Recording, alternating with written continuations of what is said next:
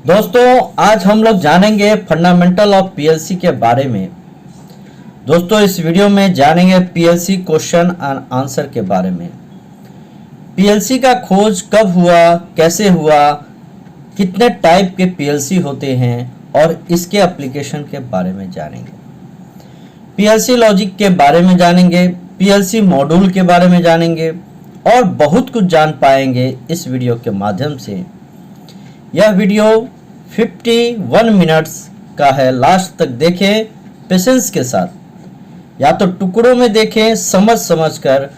अगर आपको किसी टॉपिक में कोई क्वेरी हो तो हमें कमेंट बॉक्स में कमेंट करें, आपको उसका आंसर मिलेगा। नमस्कार, मैं हित कुमार इलेक्ट्रिकल का जानकार लेके आया हूं पीएलसी फंडामेंटल से related video.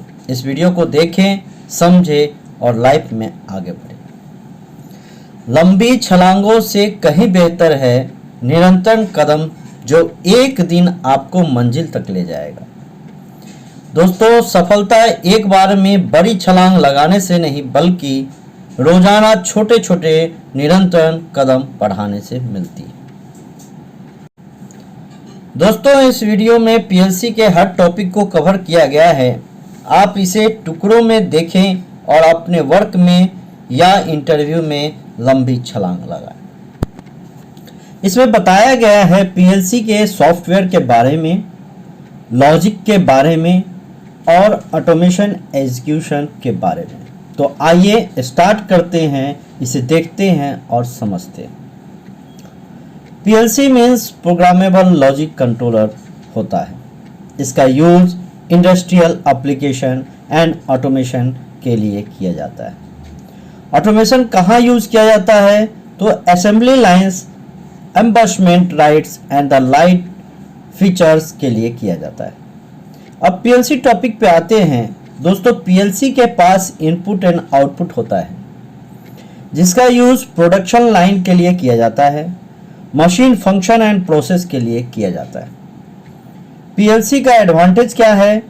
Reduce of space, energy saving, ease of maintenance, economical greater life and reliability, tremendous flexibility, shorter project time, communication capabilities, easier storage, archiving and documentation इसके एडवांटेज। दोस्तों अब आते हैं पीएलसी के अंदर क्या क्या शामिल होता है। पहला power supply, second input module, third CPU program memory, fourth output module and बस सिस्टम्स। बस सिस्टम में field input and control elements होते हैं। दोस्तों पीएलसी के द्वारा टास्क परफॉर्म होता है स्कैनिंग, आईओ बस traffic control and PLC use होता है किसके लिए? तो डिस्क्रीट और कंटिन्यूअस कंट्रोल फंक्शन के लिए, producing on off voltage output के लिए, actuating elements such as motors and solenoids के लिए। दोस्तों अब पीएलसी के बारे में इंटरेस्टेड टॉपिक पे आते हैं। दोस्तों मॉडिकॉन ने 1968 में ऑटोमोबाइल इंडस्ट्री के कंपनी के लिए सबसे पहले पीएलसी को डिजाइन किया। इसका आविष्कार मैकेनिकल इंजीनियर ने किया। बाद में 1970 में एलन ब्रैडली ने first programmable controller and commercialise trademark PLC को लॉन्च किया, जिसका नाम पीएलसी रखा गया।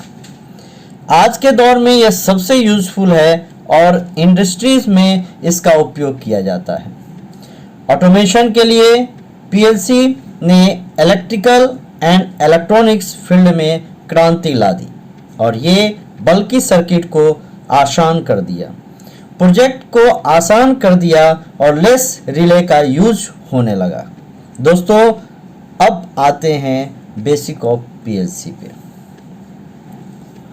दोस्तों इंडस्ट्रीज में बहुत सारे काम रिपीटेटिव होते हैं, जिसमें control process, human involvement and automatic operation होता है।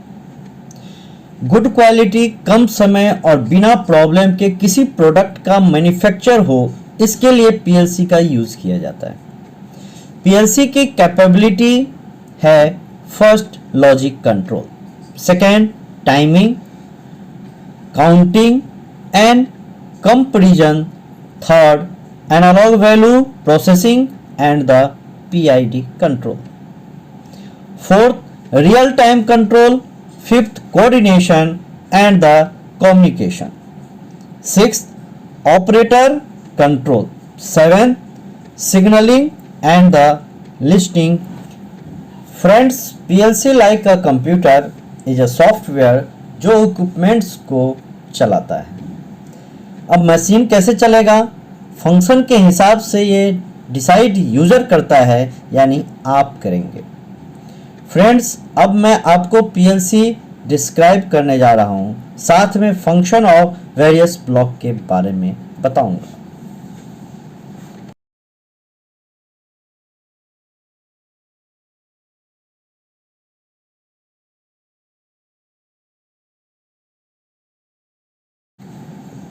Input module, CPU, output module, programming devices, operator module, इस सब के बारे में जानेंगे one by one. Input module analog और डिजिटल हो सकता है। यह वेरियस सेंसर्स से आता है और कन्वर्ट होता है लॉजिक सिग्नल में और सीपीयू के द्वारा यूज होता है। दोस्तों, मुझे उम्मीद है कि आपको इनपुट एंड आउटपुट समझ आ गया होगा और फंडामेंटल ऑफ पीएलसी के बारे में पता चल गया होगा। दोस्तों, अब हम आते हैं पीएलसी क्यों यूज होता है और कैसे यूज होता है, और जानेंगे इसमें मोस्ट यूजफुल क्या है। ये सभी जानेंगे किस किस देशों के पीएलसी का यूज हम लोग कर रहे हैं। दोस्तों, अब देखते हैं एक simple example, motor starter, PLC and push buttons. Push buttons connected होता है पीएलसी के इनपुट सिग्नल में और पीएलसी के आउटपुट साइड पे मोटर और मोटर स्टार्टर लगे होते हैं। पुश बटन हम यूज करते हैं मोटर के स्टार्ट और स्टॉप के लिए एज आवर रिक्वायरमेंट के हिसाब से।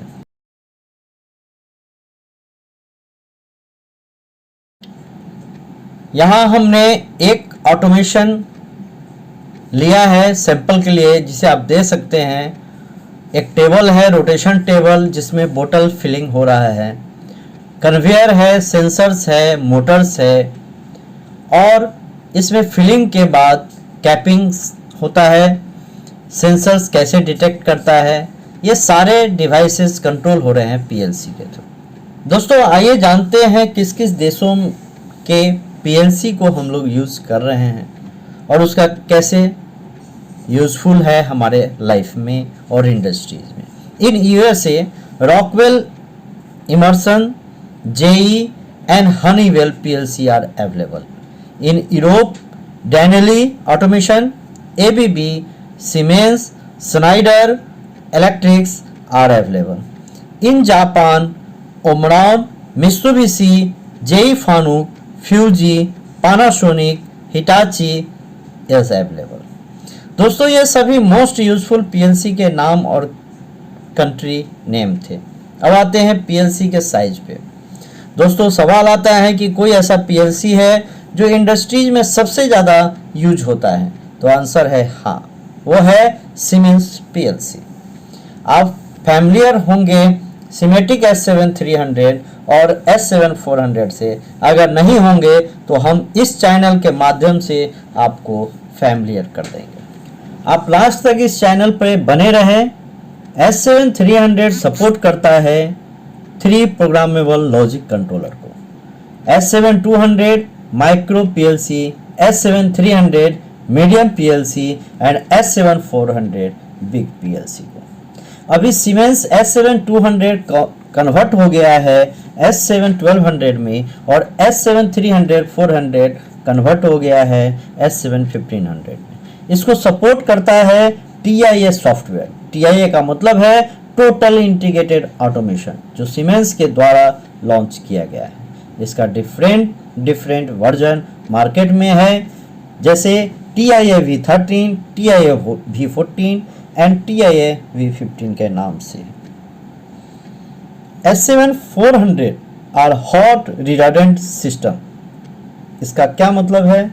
That means the identical PLC working in the parallel. दोस्तों, अब PLC हार्डवेयर टॉपिक पे आते हैं।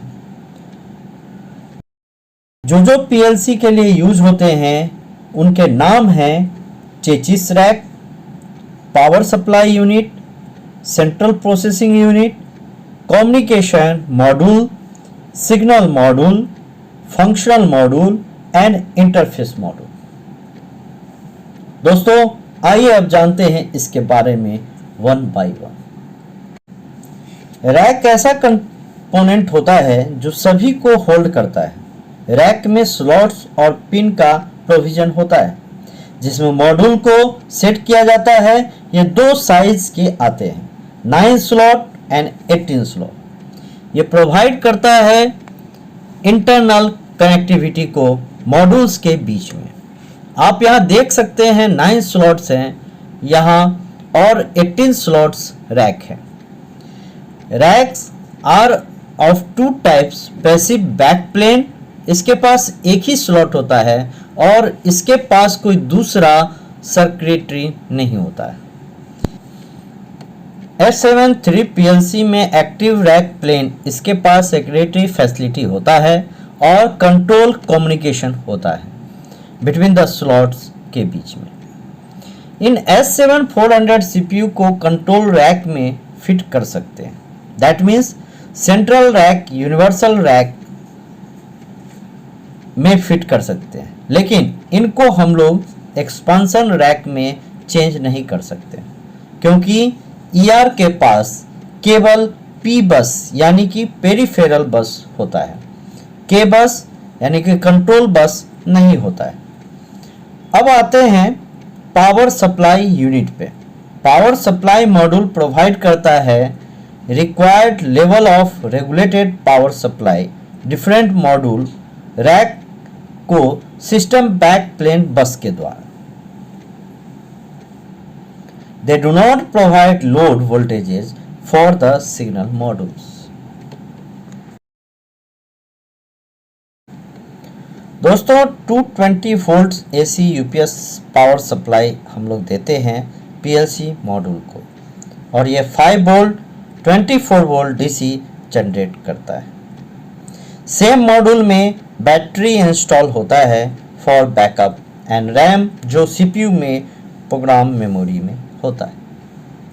पूरे PLC का ब्रेन होता है CPU के अंदर, जो लाइव्स होता है। पावर सप्लाई के द्वारा CPU के पास डिफरेंट ऑपरेटिंग मोड्स होते हैं।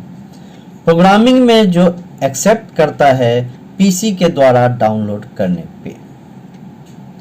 प्रोग्रामिंग को एडिट कर सकते हैं स्टॉप मोड में और CPU को रन करते हैं। उसके बाद प्रोग्राम एग्जीक्यूट होता है और प्रोसेस ऑपरेट होता है।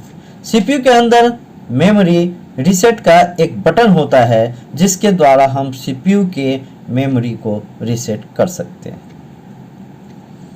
सिंगल मॉड्यूल हमें बताता है इंटरफेस कैसे करता है field input and output device के बीच में प्रोग्रामिंग कंट्रोलर के द्वारा। Signal module classified as digital IO module, analog IO module या सिग्नल कैरियर करता है from process in the controller.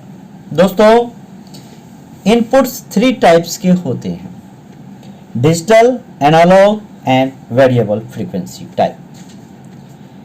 यहाँ डिजिटल इनपुट्स के एग्जाम्पल हैं push button, switch, selector switch, emergency stop, limit switch, proximity switches. अब analog example पे आते हैं। इसके एग्जाम्पल हैं thermocouple, temperature transmitter, pressure transmitter, flow transmitter. अब आते हैं वेरिएबल फ्रीक्वेंसी सिग्नल पे। All inputs digital inputs and analogue inputs के अलावा सारे इनपुट्स वेरिएबल फ्रीक्वेंसी सिग्नल कहलाते हैं। Common example of variable frequency inputs होते हैं, उनके नाम हैं इनकोडर, फ्लोमीटर, स्ट्रेन गेज और लोड सेल। अब आते हैं आउटपुट्स पे। आउटपुट्स ट्रांसमिट करता है सिग्नल को, डिस्प्ले करता है status of connected output point को। डिजिटल आउटपुट के एग्जाम्पल हैं lamp, pilot lights, LED, solenoid valves, contactors and relays. Analogue outputs के एग्जाम्पल हैं control valves, servo valves, proportional valves, drives etc। दोस्तों अब आते हैं आईएम मॉड्यूल पे। आईएम मॉड्यूल का क्या मतलब होता है? आईएम मॉड्यूल का मतलब होता है इंटरफेस मॉड्यूल। यह मॉड्यूल का ज़रूरत होता है जब बहुत सारे मॉड्यूल हमें लगाने हों और रैक टू रैक हमें कम्युनिकेशन करना हो, तो आईएम मॉड्यूल का यूज करते हैं। इंटरफेस मॉड्यूल को प्लेस किया जाता है only in the slot number 3 position पे। S7300 पीएलसी में अब बात करते हैं कम्युनिकेशन प्रोसेसर की। यह मॉड्यूल ऑप्शनल होता है, इसका यूज किया जाता है एडिशनल कम्युनिकेशन पार्ट्स के लिए। दोस्तों अब आते हैं एफएम मॉड्यूल पे। सिग्नल्स अदर देन डिजिटल और एनालॉग कनेक्ट होते हैं फंक्शन मॉड्यूल के साथ।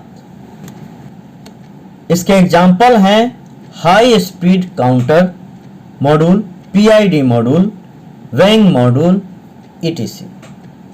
दोस्तों ये सभी को कंट्रोल किया जाता है हार्ड एंड सॉफ्टवेयर के द्वारा। Some example of programming software controllers company के नाम हैं AB, Allen Bradley RS Logix, Siemens S7 controller, Modicon PLC Modicon controller PL7, ABB control builder. दोस्तों इन सभी कंट्रोलर में टेम्पररी स्टोरेज को कंट्रोल करता है। रैम जिससे आप अवगत होंगे, रैंडम एक्सेस मेमोरी, डाटा को राइट एंड रीड कर सकते हैं फ्रॉम एनी एड्रेस। दोस्तों रैम वोलाटाइल मेमोरी होता है, अगर पावर चला जाता है तो इससे स्टोरेज मेमोरी लॉस हो जाता है, इसलिए मेमोरी लॉस नहीं हो हम लोग बैटरी का यूज करते हैं, जो हमें पावर आउटेज के टाइम डाटा लॉस होने से बचाता है। दोस्तों अब आते हैं रोम पे। इसका मतलब है read only memory, can be read but not written. ROM non volatile memory होता है, इसलिए इसका डाटा लॉस नहीं होता है पावर आउटेज पे। अब आते हैं डबल इप्रॉप पे। इसे बोलते हैं electrically erasable programmable read only memory. इसका use primarily as a non volatile backup के लिए किया जाता है, नॉर्मल रैम मेमोरी के लिए। अगर प्रोग्राम रैम का लॉस हो जाता है या इरेज हो जाता है तो स्टोर प्रोग्राम को हम लोग कॉपी कर सकते हैं या डाउनलोड कर सकते हैं रैम में।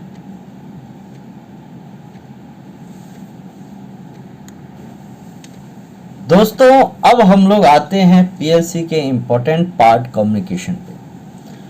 पीएलसी को कम्युनिकेशन की जरूरत होती है with following devices as per field equipments. Different PLC का कम्युनिकेशन डिफरेंट प्रोटोकॉल्स के साथ होता है। इस प्रोटोकॉल्स के नाम मैं आपको बता रहा हूँ, इसे ध्यान से देखें, सुने और नोट डाउन करें।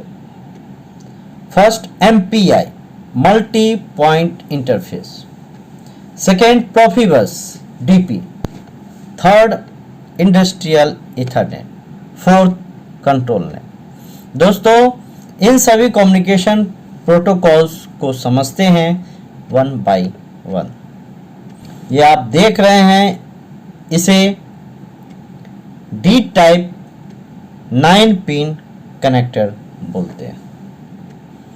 इससे मैक्सिमम 32 नोड्स जोड़ सकते हैं एक नेटवर्क में।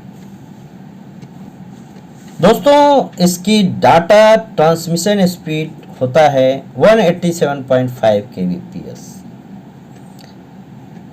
अब आते हैं डीपी पे, इसे डिस्ट्रीब्यूटेड पेरीफेरी बोलते हैं। Profibus DP as a master and slave protocol पे काम करता है, जिसका speed 1.5 megabits per second to maximum 12 megabits per second होता है।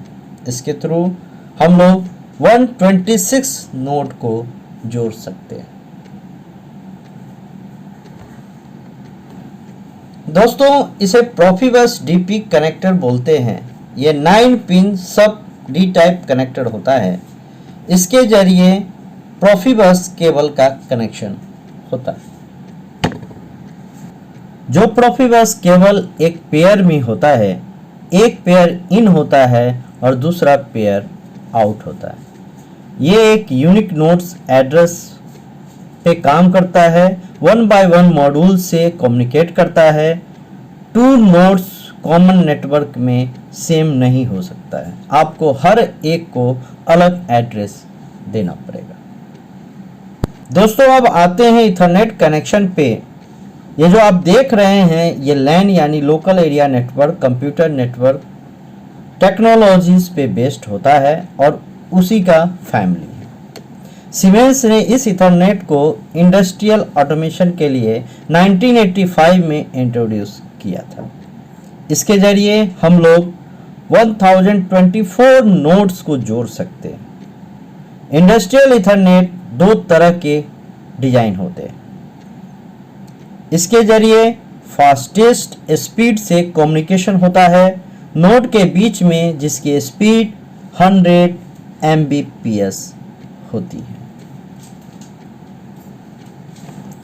दोस्तों इथरनेट एक ऐसा प्रोटोकॉल होता है जो अलाउ करता है पीएलसी को वर्ल्ड वाइड कम्युनिकेशन के लिए।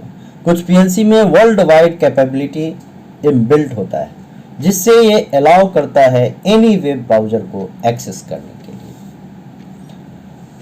दोस्तों सीपीयू प्रोवाइड करता है unique address to all input and output devices, जो रैक के स्लॉट्स में फिट होता है।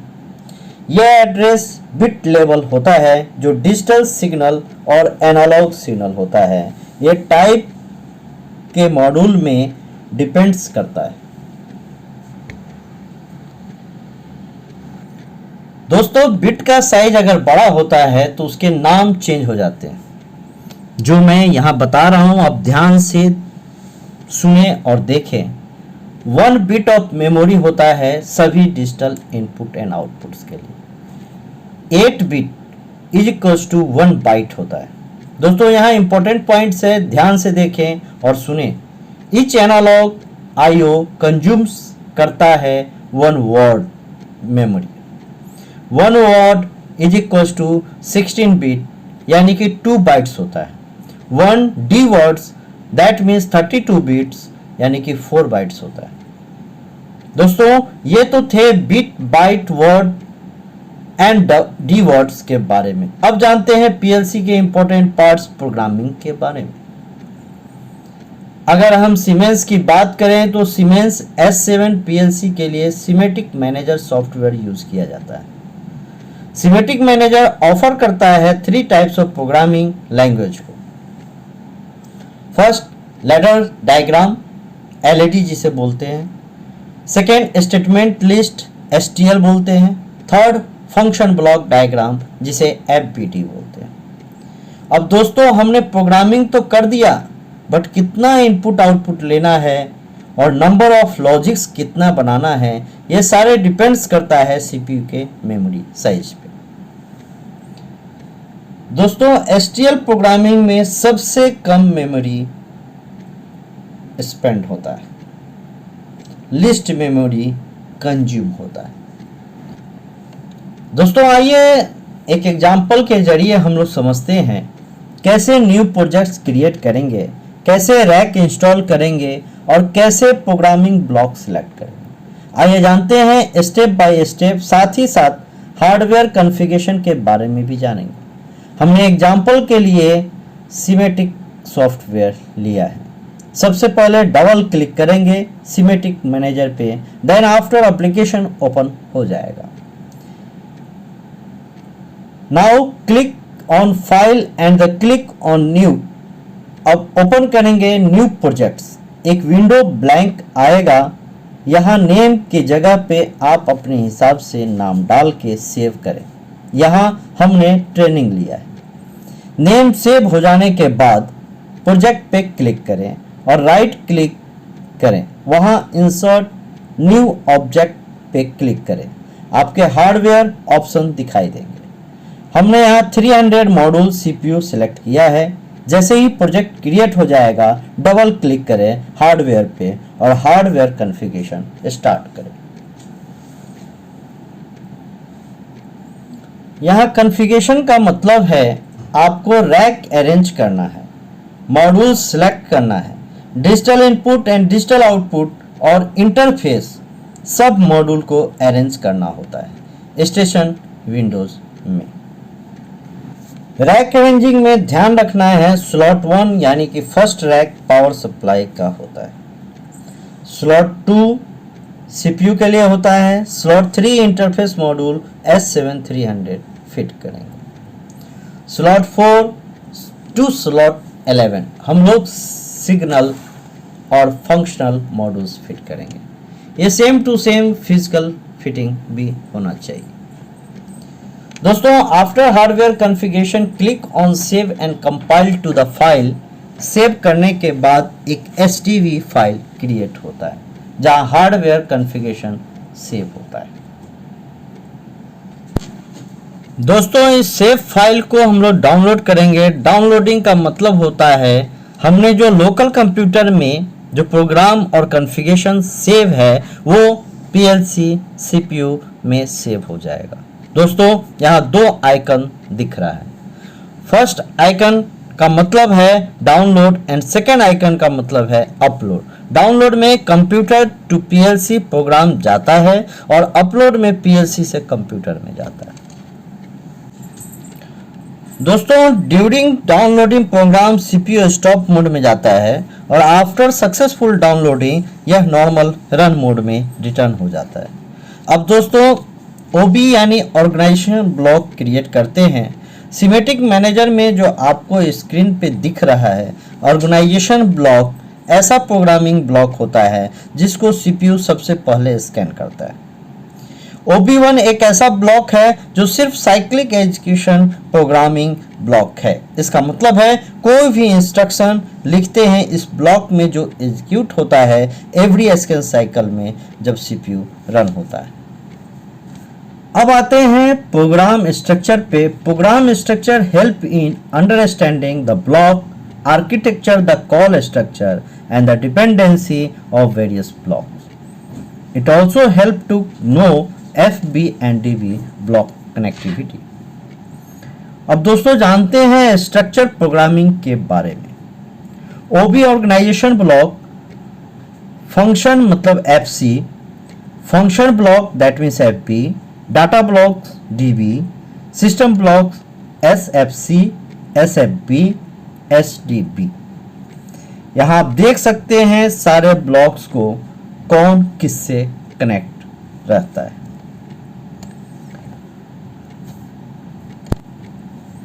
दोस्तों OB1 रिस्पॉन्सिबल होता है साइक्लिक एग्जीक्यूशन के लिए। ये ऑटोमेटिक सिस्टम के द्वारा कॉल होता है। बाकी OBS को स्पेशल इवेंट के लिए कॉल करते हैं। डिफरेंट OBs अवेलेबल होते हैं S7 PLC में, like cyclic interrupt OBs, OB 30 to OB38 यह एग्जीक्यूट होता है प्रोग्राम साइक्लिक के लिए या सेट इंटरवल ऑफ टाइम के लिए। दोस्तों इन OB में एरर OBs होता है जो OB80 to OB87 and OB121 to OB122 होता है। यह एग्जीक्यूट तब होता है जब एरर जनरेट होता है। अब बात करते हैं हार्डवेयर इंटरप्ट OBs के बारे में। हार्डवेयर इंटरप्ट OBs होता है OB40 टू OB47। यह एग्जीक्यूट होता है जब हार्डवेयर इंटरप्शन होता है। दोस्तों इन सारी OBs में time of day interrupt OBs होता है जो टाइम डिले इंटरप्ट एग्जीक्यूट होता है after a specified period of time पे। उस OBs के नाम है OB20 टू OB23। अब आते हैं उन OBs पे जो एग्जीक्यूट होता है PLC रीस्टार्ट के टाइम पे। उन OBs के नाम है OB100, OB101 एंड OB102। ये 3 टाइप के OBs होते हैं। एक होते हैं कोल्ड रीस्टार्ट जिसके लिए OB102 यूज होता है। एक होते हैं वार्म रीस्टार्ट, इसके लिए OB होते हैं OB100। एक OB होते हैं हॉट रीस्टार्ट, ये OB हैं OB101। दोस्तों ये तो OB के बारे में जानकारियां थी। आइए अब इस वीडियो के माध्यम से जानते हैं FC के बारे में। FC का मतलब होता है फंक्शंस जो लॉजिक ब्लॉक विदाउट मेमोरी होता है। फंक्शंस हमेशा एग्जीक्यूट होता है दूसरे ब्लॉक के कॉल द्वारा जो है OB1। फंक्शन का यूज वैल्यू को रिटर्न करने के लिए यूज होता है। CPU के लिए हर फंक्शन स्पेसिफाई नंबर होता है। फंक्शन को हम लोग एक बार लिखते हैं और मेनी टाइम्स यूज करते हैं। दोस्तों अब आते हैं FB पे एंड DB पे। DB एंड FB एक दूसरे से इंटरलिंक होता है। मेमोरी होता है in the form of instance data block जो फंक्शन को सपोर्ट करता है। Actual parameters in the static data storage होते हैं फंक्शन ब्लॉक में। दोस्तों डाटा ब्लॉक यूज होते हैं स्टोरिंग डाटा के लिए और ये फैच होता है जब भी रिक्वायर्ड होता है और स्टोर होता है रिजल्टेंट डाटा के रूप में। दोस्तों 2 types of data block available होते हैं, shared data block and instance data block. Shared data block का क्या काम होता है? यह ग्लोबल डाटा ब्लॉक होता है। इसको एक्सेस कर सकते हैं और शेयर कर सकते हैं by all logic blocks in the user program. Second instance data block है हमेशा असाइन होता है पर्टिकुलर फंक्शन ब्लॉक्स के लिए। Data in each data blocks use होता है बाय असाइंड फंक्शन ब्लॉक के द्वारा। Pre configured blocks are available in operating system CPU के जिसको कॉल किया जा सकता है और यूजर के द्वारा यूज किया जा सकता है। डिफरेंट सिस्टम ब्लॉक्स होते हैं SFC जिसके प्रॉपर्टीज लाइक फंक्शन होते हैं। सिस्टम डाटा ब्लॉक्स SDVs होते हैं, इसका प्रॉपर्टीज डाटा ब्लॉक की तरह होता है। दोस्तों पर्टिकुलर PLC का हार्डवेयर कॉन्फ़िगरेशन स्टोर होता है SDV फाइल में।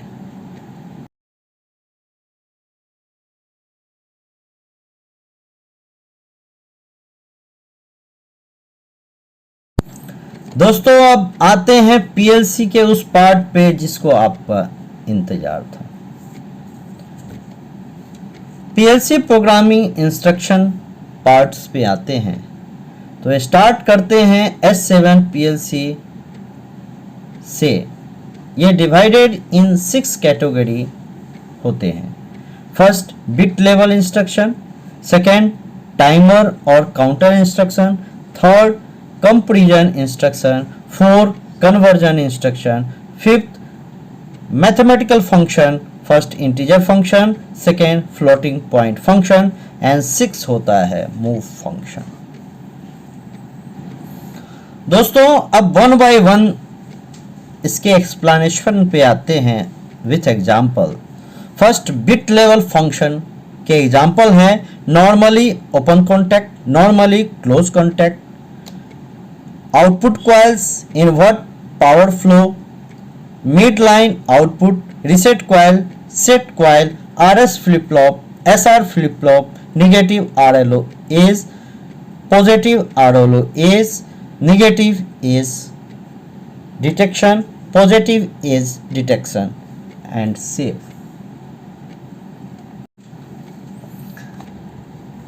दोस्तों अब आते हैं टाइमर काउंटर इंस्ट्रक्शन पे। दोस्तों टाइमर ब्लॉक होता है जो टाइम को काउंट करता है, यह यूजर के द्वारा डिफाइंड होता है और एल्गोरिथम एग्जीक्यूट्स करता है बेस्ड ऑन टाइम। 5 टाइप्स के टाइमर्स अवेलेबल होते हैं सीमेंस पीएलसी में। First, on delay timer, second of delay timer, third pulse timer, fourth extended pulse timer, fifth set storage timer. आपके सामने टाइम के फंक्शन है। ऑल 5 टाइमर्स का programming procedure same होता है। Maximum delay off timer S7 में 9990 seconds होता है। बेसिक फॉर्मेट टाइम डिले का हम लोग S5T hash and delay time से करते हैं। आप एग्जाम्पल देख के समझ सकते हैं, मैं इसको ब्रीफ करता हूं। BI and BCD empty place पे रखते हैं, ये रिमेनिंग टाइम को बताता है। दोस्तों basic format for time delay के लिए S5T and hash delay time unit से होता है। टाइमर में जहां टीवी लिखा होता है वहां वैल्यू फीड करते हैं। एग्जाम्पल हमने यहां दिखाया है। यहां हमने timer 1 hour 2 minute 3 second and 500 millisecond लिया है। आप देख सकते हैं S5T हैश टाइमर स्टैंडर्ड हो गया। 1H स्टैंड करता है 1 आवर, 2M स्टैंड करता है 2 मिनट्स, 3S स्टैंड करता है 3 सेकेंड्स एंड 400 MS का मतलब है 400 मिली सेकेंड। रिसेट ऑप्शन को भी यूज नहीं करते हैं। जब हमें सेट स्टोरेज टाइमर्स की ज़रूरत होती है तो इसका हम लोग यूज़ करते हैं। सेट स्टोरेज टाइमर को भी हम लोग सेट ऑन डिले टाइमर बोलते हैं और इसका आउटपुट तब तक रीसेट नहीं होता है जब तक रीसेट को ट्रिगर पल्स नहीं मिलता है। सारे 5 टाइप्स टाइमर कॉइल फॉर्म में मिलते हैं एंड ब्लॉक फॉर्म लाइब्रेरी में मिलते हैं। दोस्तों नंबर ऑफ टाइमर्स डिपेंड्स करता है सीपीयू पे। यहाँ मैं कुछ coil and block forms timer के बारे में बता रहा हूँ, इसे आप देखें, समझें और कोई क्वेरी हो तो आप कमेंट बॉक्स में कमेंट करें, आपको उसका आंसर मिलेगा। 1 CU equals to 2 CD equals to 3 CUD equals to, ये सारे कॉइल टाइप्स हैं। ब्लॉक फॉर्म में होते हैं SCU, SCD, SCUD, upper counter, down counter and up down counters. इन काउंटर्स को हम लोग डाटा टाइप्स में कैसे लिखते हैं आइए आगे देखते हैं। First, see of number counters, counter identification numbers कैसे करते हैं। तो फर्स्ट CNO है, ये काउंटर है, काउंटर आइडेंटिफिकेशन नंबर है ये।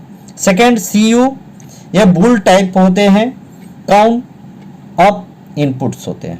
CD बुल टाइप होते हैं, काउंटर डाउन इनपुट्स होते हैं। S बुल टाइप होते हैं, set input for the pre setting counting होता है। PB का मतलब है वर्ड, ये value for the pre setting counter के लिए यूज किया जाता है। दोस्तों R is also a Boolean, ये रीसेट इनपुट होता है। CB is the word, current counter value होता है। CB BCD वर्ड होता है, current counter value BCD coded होता है। Q that means the Boolean status of the counter होता है। दोस्तों ये काउंटर्स क्या होते हैं, काउंटर में सेट होता है कोई प्रीसेट वैल्यू, और जब इनपुट वैल्यू रिसीव होता है पल्स के फॉर्म में तो ये ऑपरेट होता है कॉन्टेक्ट्स के फॉर्म में। Mostly counters count 0 to 9999 values. Maximum counts preset values in S7 counter होता है 999। यहाँ आप सारे काउंटर्स को देख सकते हैं और समझ सकते हैं।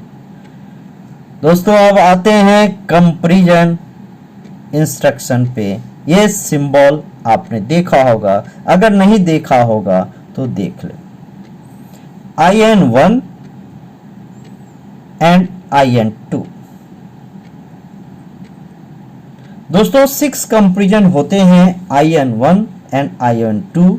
कंपेयर्ड होता है 2 टाइप्स ऑफ कंपैरिजन, आप अकॉर्डिंग टू चूज कर सकते हैं। इसका एग्जाम्पल मैंने दिखाया है, इसे आप देखें और समझें। अगर कोई क्वेरी हो तो आप कमेंट बॉक्स में कमेंट करें। दोस्तों यहाँ कुछ सिंबल है IN1 एंड IN2 से रिलेटेड एंड कंपैरिजंस, वो आप देख सकते हैं और समझ सकते हैं। इस तरह के सिंबल्स यूज किए जाते हैं कंपैरिजंस के लिए। दोस्तों पीएलसी में 4 बेसिक मैथमेटिकल फार्मूला का यूज किया जाता है। फर्स्ट ADD, इसका मतलब है एडिशन। सेकेंड सब का मतलब है सब्सट्रैक्शन। थर्ड मल का मतलब है मल्टीप्लिकेशन। फोर्थ DIV का मतलब है डिवीजन। इन सभी को आप इंटीजर फंक्शन में देख सकते हैं। दोस्तों अब आते हैं कन्वर्जन इंस्ट्रक्शन पे। मूव, इसका क्या मतलब होता है, ये आप मूव ब्लॉक देख रहे हैं, इसमें इनेबल EN इनपुट होता है एंड वैल्यू मूव करता है आउट पॉइंट से। दोस्तों आइए हम लोग सीखते हैं लॉजिक इंसर्ट करना, कैसे पीएलसी में लॉजिक इंसर्ट करते हैं। OB1 ब्लॉक पे क्लिक करते हैं और ओपन करने के बाद नेटवर्क 1 पे क्लिक करेंगे। जो लॉजिक बनता है उस हिसाब से हम लोग इंस्ट्रक्शन इंसर्ट करते हैं।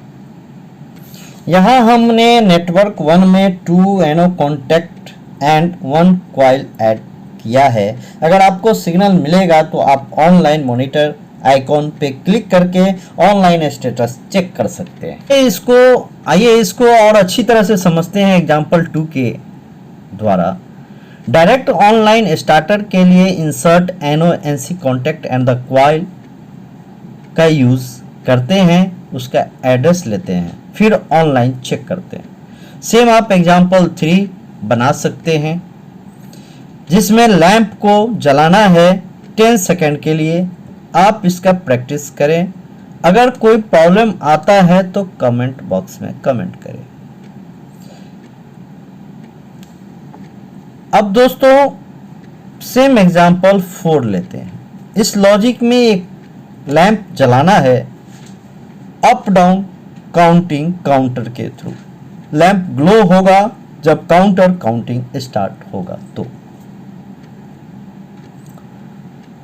दोस्तों इन सभी को मैंने प्रोग्राम में आगे बनाया है। आपको अगर कोई प्रॉब्लम हो तो आप हमसे पूछ सकते हैं। अब इन सभी प्रोग्राम को सेव एंड डाउनलोड करते हैं। इस स्लाइड में आपको दिखाया गया है कैसे डाउनलोड करते हैं।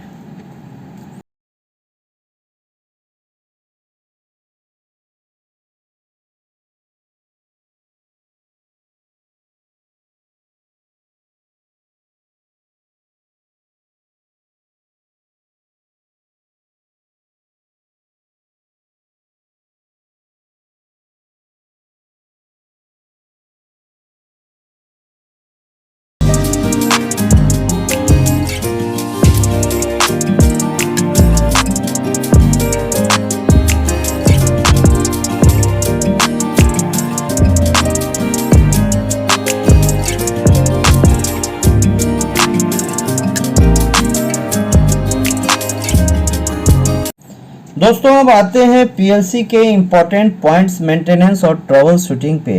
अगर आपको कोई एबनॉर्मलिटी मिलता है तो आप दिखाए गए मेथड से ट्रबल शूट कर सकते हैं। आप मॉड्यूल इंफॉर्मेशन पे क्लिक करें तो आपको डायग्नोस्टिक बफर में जाके देख सकते हैं। अगर पीएलसी स्टॉप मोड में जा रहा है तो बिना रीसेट किए और रीस्टार्ट किए बिना पीएलसी को आप चेक कर सकते हैं फॉल्ट को कि क्या फॉल्ट था। आप वेरिएबल टेबल का यूज करके भी किसी प्रॉब्लम्स और फॉल्ट का पता लगा सकते हैं। आपको इस वेरिएबल टेबल में input and output write down करें तो आपको आइडिया लग जाएगा फॉल्ट के बारे में। वेट टेबल क्रिएट करने के बाद इसे सेव करना चाहते हैं तो इसे सेव कर लें और आप इसे मॉनिटर कर सकते हैं। अगर किसी बिट को फोर्स करना हो तो उसे फोर्स करके चेक कर सकते हैं। इन S7-400 PLC में analogue input output and digital input output को भी फोर्स कर सकते हैं। कृपया ध्यान रखें, किसी बिट को फोर्स करना नॉर्मली अवॉइड करें। अगर बहुत जरूरी हो तो ही करें, गाइडलाइन के हिसाब से करें। दोस्तों पीएलसी में ऑप्शन होता है कोई बिट खाली है या नहीं उसे चेक करने का। आप चेक कर सकते हैं क्रॉस रेफरेंस डाटा टेबल में जाके उसे देख सकते हैं। इसमें ऑप्शन होता है असाइनमेंट लिस्ट का, क्रॉस रेफरेंस का, program structure, unused symbols, addressing without the symbols का, जिसे आप देख सकते हैं, चेक कर सकते हैं और पता लगा सकते हैं कि कितने बिट्स यूज हुए हैं, किस टाइप के यूज हुए। यहाँ इस सेक्शन में हमने आपको बताया है रेफरेंस डाटा कैसे चेक करते हैं। रेफरेंस डाटा विंडो ओपन होने के बाद आपको शेयर बिट्स दिखाई देंगे। आप टाइमर, काउंटर बिट को भी चेक कर सकते हैं। मेमोरी बिट्स को भी चेक कर सकते हैं। जहां आपको क्रॉस मार्क दिखे इसका मतलब है कि ये बिट यूज हुआ है। दोस्तों आप देख सकते हैं कितनी आसान तरीके से आप चेक कर सकते हैं कि कौन सा बिट यूज हुआ है या नहीं। रेफरेंस डाटा में प्रोग्राम स्ट्रक्चर हेल्प करता है ब्लॉक आर्किटेक्चर का पता लगाने में। Various block FB, FC and DB जो यूज हुआ है उस सभी की जानकारी यहां से मिल जाएगी। दोस्तों अब इंपॉर्टेंट पॉइंट पे आते हैं। पीएलसी का प्रोग्राम तो हम लोगों ने बना लिया, लेकिन कभी अगर किसी पीएलसी में प्रॉब्लम आ गया तो उसका प्रोग्राम बैकअप आपके पास होना चाहिए। उसके लिए हम लोग बैकअप आर्चिव फाइल यानी कि जिप फाइल का यूज करते हुए लेते हैं और एक सेफ लोकेशन पर सेव करके फ्यूचर के लिए रखते हैं। इसका प्रोसेस मैंने आपको इस वीडियो में दिखाया है।